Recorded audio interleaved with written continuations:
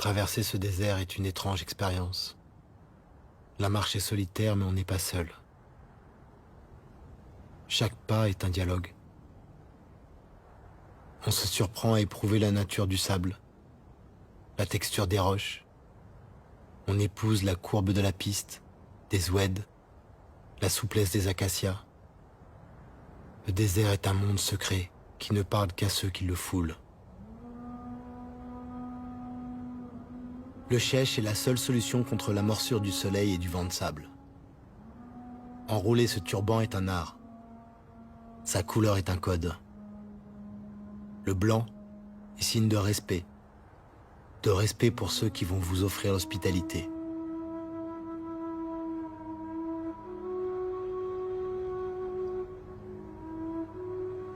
Ce que l'on sait, c'est que l'on boira 3 thés verts à la menthe et que l'on racontera la rumeur de la piste. Le premier de ces thés sera amer comme la mort, le second doux comme la vie et le dernier sucré comme l'amour.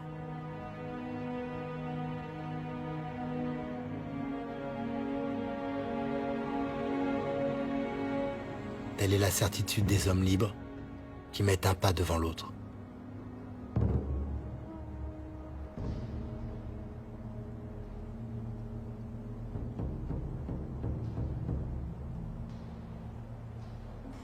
Mes pas m'ont conduit dans le Tassili Nadjer, un plateau de grès à plus de 1000 mètres d'altitude, entièrement sculpté, tailladé. Pendant des millions d'années, son sol a été raviné par les eaux. Puis, avec la sécheresse, ce fut au tour du vent d'user et de polir ses roches. Le froid de la nuit et le chaud du jour ont fait éclater ces pierres. Seul, dans cette immensité, j'ai vu la terre se transformer.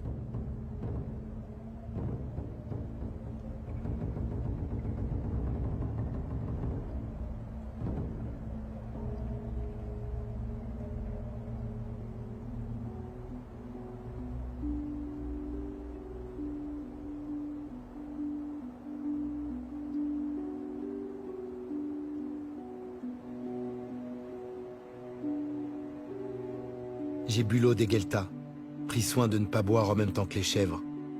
Je voulais goûter cette vie si loin d'Alger, dans ce pays si grand qu'il semble un continent. En fait de chèvres, on croise de rares mouflons tant le relief est escarpé. À l'aube et au crépuscule, cet animal cherche l'eau et des plantes pour se nourrir.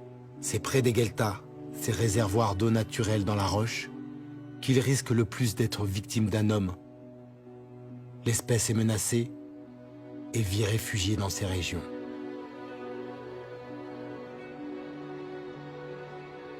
Sur ma route, les seuls humains que je croise sont des morts, des tombeaux qui remontent au néolithique. Les plus anciens datent d'environ 6000 ans. Ce sont de simples enclos. Au centre, un tumulus contient une chambre funéraire. Seuls les hommes y sont enterrés, couchés sur le côté, la tête vers l'Orient.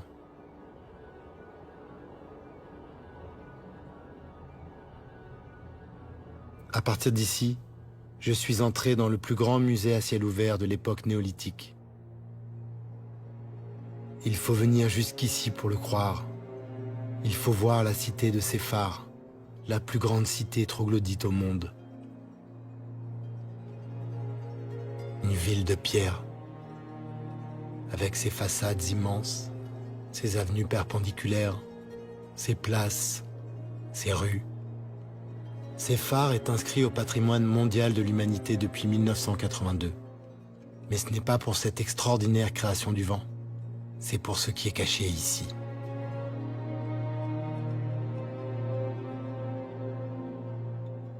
« 15 000 dessins et peintures rupestres ornent les murs de cette monumentale cité naturelle.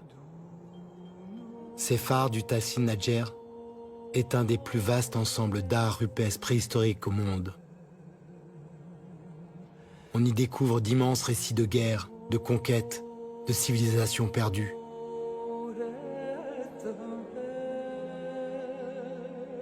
On découvre aussi combien ce désert n'a pas toujours été aride. C'était une savane, un monde peuplé de girafes, de buffles ou de rhinocéros.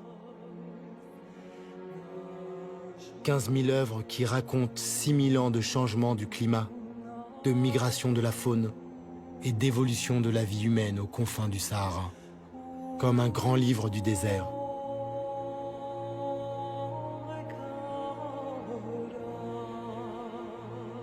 Et comme souvent, un livre qui contient des mystères, à commencer par celui de ces êtres étranges qui apparaissent dans certains dessins et dont les formes n'indiquent ni un animal, ni vraiment un humain.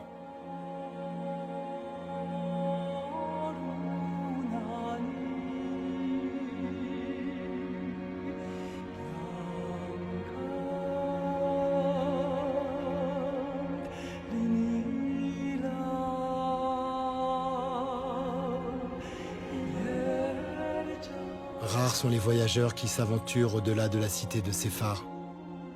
Personne ou presque n'arrive jusqu'ici.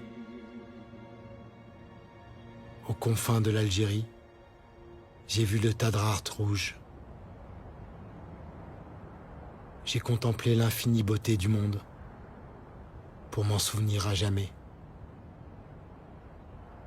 Puis je me suis agenouillé et j'ai fermé les yeux.